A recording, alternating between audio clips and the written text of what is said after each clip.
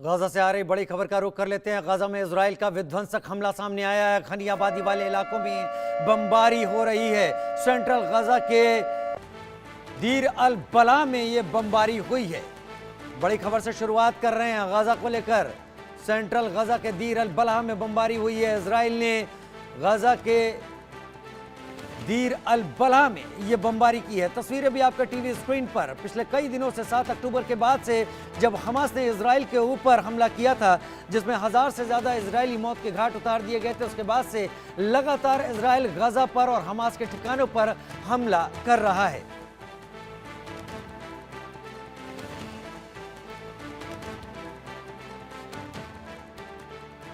Central Gaza में Israel का विध्वंसक हमला। घनी आबादी वाले इलाकों में बमबारी हो रही है और इजराइल इस बमबारी को रोक नहीं रहा है। सेंट्रल गाजा के दीर अल बला में यह हमला किया गया। गाजा में इजराइल का हमला, बड़ी खबर इस वक्त की। और लगातार इजराइल उन इलाकों को निशाना बना रहा है जहां इजराइल को ये जानकारी मिल रही है कि यहां से हमास उसको टारगेट करने की तैयारी में है। हालांकि लगातार ये भी बातें हो रही हैं कि इजराइल और हमास के बीच में एक दूसरा युद्ध विराम सामने आ सकता है, लेकिन जब तक वो चीज़ें पुख्ता तौर पर सामने नहीं आती तब तक इजराइल गाजा पर बमबारी से पीछे नहीं हट रहा है।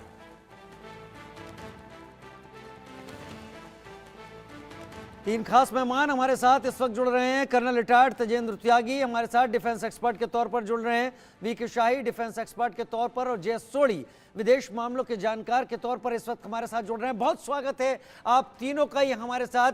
तेजेंद्र त्यागी साहब, अभी फिलहाल गाजा और इजराइल के बीच में जो चल रहा है, क्योंकि इजराइल लगातार कह रहा है उसका हमला हमास के खिलाफ है और हमास के सभी पॉइंट्स को, सभी जगहों को वो खत्म करके ही चैन से बैठेगा जब तक कि दूसरे सीजफायर के बारे में पुख्ता तौर पर कुछ सामने नहीं आता।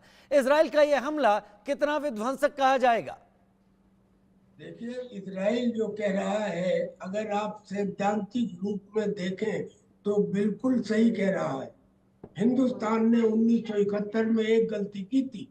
उस समय ये कहा जा रहा था कि एक तरफ तो आपने ईस्ट पाकिस्तान को बांग्लादेश बना दिया, लेकिन इधर सीज फायर कर दिया, और सांप का फन जब तक पूरी तरह न कुचला जाए उसे छोड़ना नहीं चाहिए, वरना वो और खतरनाक हो जाता है। उस समय लोग चिल्ला रहे थे कि कुछ दिन और तो चलने देते ईद बलिदानी दौर को और लगे हाथ निमटा ही देते पिंडी और लाहौर को। असलियत ये है कि वेस्ट एशिया में दुनिया के सबसे ज्यादा आतंकी है और आतंकवाद है, और उसके एक सिरे पे इसराइल है और दूसरे पे भारत, और ये दोनों देश आतंक को झेल रहे हैं।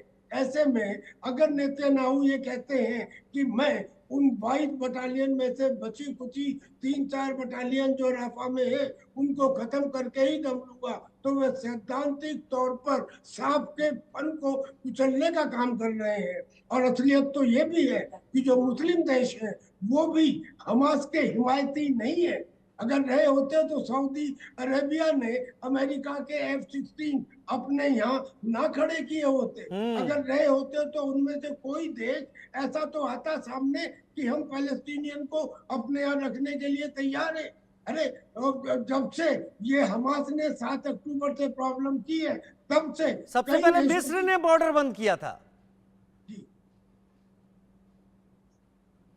मैं समझा नहीं क्या कहा आपने। नहीं, मैं ये कह रहा हूं सबसे पहले इजिप्ट ने बॉर्डर बंद किया था। आप कह रहे हैं ना फिलिस्तीनियों को लेने के लिए कोई तैयार भी नहीं है और फिलिस्तीनियों के हक में बात करते हैं। जी, इजिप्ट ने बॉर्डर बंद किया और अब भी वो कह रहा है।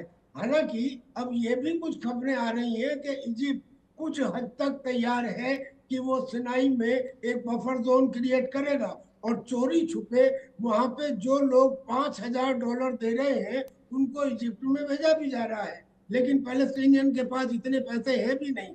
फिर भी इसने तो नेतन्याहू ने 40,000 टेंट खरीद लिए हैं और बराबर उनके इवैक्यूएशन का अरेंजमेंट कर लिया है। ठीक है। In principle the action taken and being taken irrespective of the international pressure जो नेतन्याहू कर रहे हैं, वो आतंकवाद के खिलाफ यही जवाब होना चाहिए। यही जवाब होना चाहिए आतंकवाद के खिलाफ। नेतन्याहू अगर नहीं रुक रहे हैं तो सांप के फंक को पूरी तरह से कुचल देना चाहते हैं। लेकिन बड़ी खबर का रुख कर लेते हैं। रफा में इजराइल की फोर्स शेलिंग हो रही है। रफा में शेल्टर एरिया पर भी गोलीबारी हो रही है। शरणार्थियों से भरे टेंट में आग लगी है। शेल्टर एरिया में बच्चे भी मौजूद बताए जा रहे हैं और पिछले कुछ दिनों से, कुछ महीनों से लगातार हो रही बमबारी में इस तरीके के आरोप इजराइल पर लगाए जा रहे हैं कि वो खास तौर पर सिविलियंस के ऊपर टारगेट कर रहा है, सिविलियंस के ऊपर हमला कर रहा है। वीके शाही साहब भी हमारे साथ इस वक्त जुड़े हुए हैं। शाही साहब, आपको क्या लगता है ये जंग कितना आगे जाने वाली है? एक सीजफायर पहले हो चुका है लेकिन वो कुछ दिनों का था, उसके बाद से लगातार शेलिंग जारी है और उस बीच में हिजबुल्लाह की तरफ से भी, हूती की तरफ से भी इजराइल के ऊपर फायर किया गया है। बीच में ईरान ने भी उकसाने की कोशिश की है। इजराइल क्या इंटरनेशनल प्रेशर को दरकिनार कर ये काम करता रहेगा या आपको लग रहा है कि इजराइल अब झुकेगा? देखिए, मैं त्यागी साहब ने जो अभी कहा, पूर्ण रूप से असूलन उनके साथ हूं और सहमत हूं। मिडवे सांप को छोड़ा नहीं जा सकता, फन को चलना आवश्यक है। उसके साथ ही जो चीज हमें और सोचनी चाहिए कि ये जंग शुरू क्यों हुई। जब इजराइल के ऊपर 7 तारीख को वो हमला हुआ और जिसमें उन्होंने जो होस्टेजेस रखे हुए, जिसमें से 139 आज भी उनकी कैद में हैं। सबसे पहला इजराइल का एम है अपने नागरिकों को जो उनकी नाजायज कैद में हैं, बंधक बनाकर रखे हुए, उनको वापस लेना। उसके पहले तो सीज फायर का मतलब ही नहीं बनता। दूसरा, 6 महीने बाद, साल बाद, 2 साल बाद हमास फिर सर न उठाए, उसके लिए उनको पूर्ण रूप से निस्नबूद करना। तीसरी बात, इसको हम कहते हैं युद्ध हो जाएगा, विश्व युद्ध हो जाएगा, तीसरा युद्ध हो जाएगा। सबके पत्ते खुल गए हैं। कोई भी डायरेक्टली इन्वॉल्व होने के लिए तैयार नहीं है। ऐसी सूरत में ये भड़केगा, सुलगेगा, नरम पड़ेगा, फिर सुलगेगा। एक और चीज जिसका आज मैं जिक्र करना चाहूँगा वो है कि जब से ये रशिया का यूक्रेन के साथ युद्ध शुरू हुआ, तब से लेकर आज तक जितने भी दुनिया के चुनिंदा बड़े वेपन मैन्युफैक्चरर्स हैं, उन्होंने अपनी अपनी कृतियां शब्द यूज करूंगा, अपनी अपनी आतिशबाजी, उसके डिमॉन्स्ट्रेशन उन्होंने जंगी ट्रायल के लिए दिए हैं।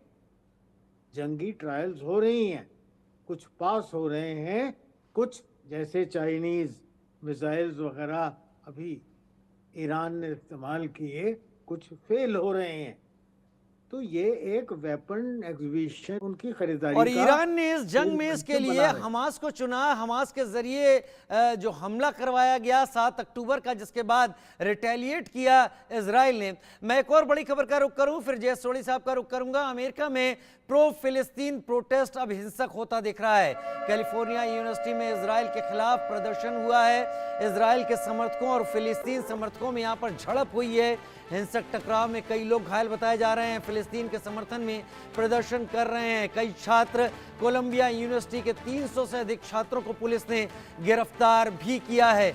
तो अब प्रो फिलिस्तीनी प्रदर्शन अब अमेरिका की यूनिवर्सिटियों में होता हुआ दिखाई पड़ रहा है, जहां पर पुलिस को भी कार्रवाई करनी पड़ रही है। जय सोढ़ी साहब मेरे साथ इस वक्त जुड़े हुए हैं, विदेश मामलों के जानकार के तौर पर उनका एक पास्ट रहा है सेना में भी सर्विस का। जय सोढ़ी साहब, इजराइल के रिटेलिएशन को आप किस तरीके से देखते हैं? जाहिर सी बात है 7 अक्टूबर का हमास का हमला, जिसमें 1200 के करीब इजरायली मारे गए और कई इजरायलियों को उन्होंने अपने पास कैप्टिव कर लिया। इजराइल उसको तो सुलटाने की कोशिश में है ही, लेकिन अब ये चीज एक चेन की तरह होती जा रही है। अमेरिका में भी प्रदर्शन हो रहे हैं, किस तरीके से आप देखते हैं इसको? जय हिंद जी, ये मेरा सौभाग्य है कि मैं आपके न्यूज चैनल में विख्यात को पैनलिस्ट के साथ हूं।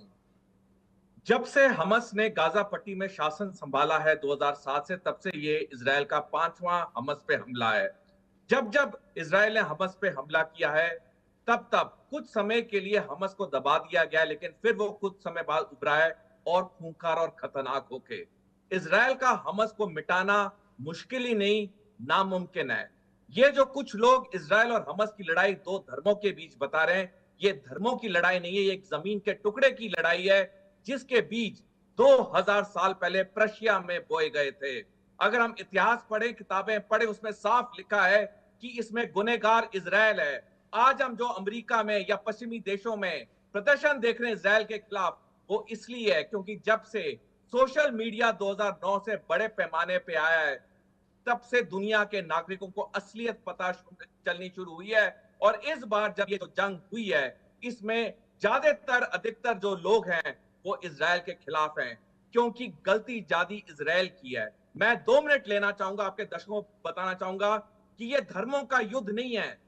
ये कहानी शुरू हुई 200 साल पहले प्रशिया में। 1914 में जब पहला विश्व युद्ध शुरू हुआ, तब ब्रिटेन ने वहां के फिलिस्तीन के इलाके के मुसलमानों को बोला कि अगर आप हमारी मदद करेंगे ऑटोमन एम्पायर को हराने में, तो हम आपको ये पूरी जमीन दे देंगे। और उसके बाद एक लंबा सिलसिला चला। मैं आपके दर्शकों से अनुरोध करूंगा कि वो जब उन्हें समय मिले तो वो कुछ किताबें पढ़ें जो कि इजराइल फिलिस्तीन मुद्दे पे काफी प्रकाश डालती हैं। और इसीलिए जैसे जैसे हकीकत सामने आ रही है, वैसे वैसे अधिकतर दुनिया के लोग इजराइल के खिलाफ हो रहे हैं, क्योंकि इजराइल जो अब कर रहा है वो खून की नदियां बहा रहा है। देखिए, कोई रिवेंज लेने के लिए कोई भी लिमिट नहीं होती है। आप 50,000 मार लो, 2 लाख मार लो, लेकिन जब तक इस मसले का 2 नेशन सोल्यूशन हल नहीं होगा, जो बार बार अमेरिका के राष्ट्रपति जो बाइडेन कह रहे हैं, भारत भी कह रहा है कि 2 नेशन सोल्यूशन होना चाहिए, दुनिया के अधिकतर देश कह रहे हैं, तब तक मिडिल ईस्ट में शांति नहीं आएगी। मैं 1 सेकंड और लेना चाहूंगा। आज हमास को चीन और रूस का पूरा समर्थन है, और चीन और रूस का जो मिलिट्री बैलेंस है वो अमेरिका और नाटो से कहीं ज्यादा है। इसलिए अमेरिका और ना ही नाटो इस युद्ध में अपने सैनिक नहीं भेजें, क्योंकि वो जानते हैं कि वो चीन और रूस का मुकाबला नहीं कर पाएंगे। ठीक है, वो चीन रूस का मुकाबला नहीं कर पाएंगे, लेकिन 2 नेशन थ्योरी की जो आप बात कह रहे हैं, जिसके बारे में बहुत चर्चा भी हुई है, 2 स्टेट्स जो सॉल्यूशन है, उस पर हमास की तरफ से भी रिएक्शन ये है कि हाँ, ये कॉन्फ्लिक्ट्स का and at the cost of Israel है। ये भी चीज़ें हमें ध्यान यहाँ पर रखनी होगी। लेकिन बड़ी खबर का रुख करते हैं, उसके बाद कर्नल त्यागी साहब का रुख करेंगे। भारत ने इजराइल को भी एक झटका इस दौरान दिया है। संयुक्त राष्ट्र में भारत ने फिलिस्तीन का समर्थन किया है।